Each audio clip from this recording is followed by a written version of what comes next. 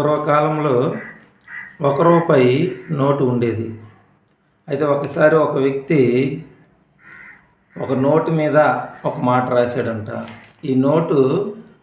ఈ రూపాయి నోటు మీరు దేని కొరకు ఉపయోగిస్తున్నారో అది ఉపయోగించేటప్పుడు దాని మీద రాయండి అని చెప్పి ఆ రూపాయి నోటు ఉపయోగించాడంట. అయితే ఆ నోటు చాలా రోజులు అక్కడ తిరిగి చివరికి మరలా అతని దగ్గరికి వచ్చిందంట.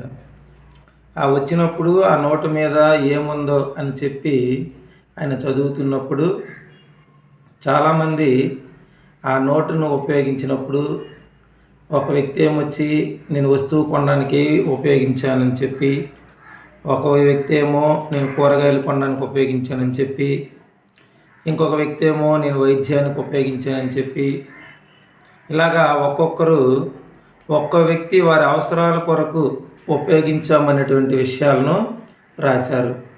కానీ ఎవరూ కూడా ఈ నోటును నేను దానం చేయడానికి ఉపయోగించానని చెప్పి రాయలేదు.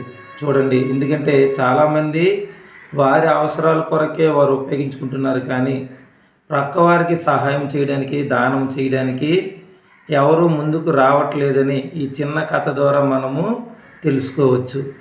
ఈ చిన్న కథ మీకు నచ్చినట్లయితే ఈ ఛానల్ని సబ్స్క్రైబ్ చేయండి, లైక్ చేయండి, కామెంట్ చేయండి, దీన్ని అనేక మందికి షేర్ చేయండి.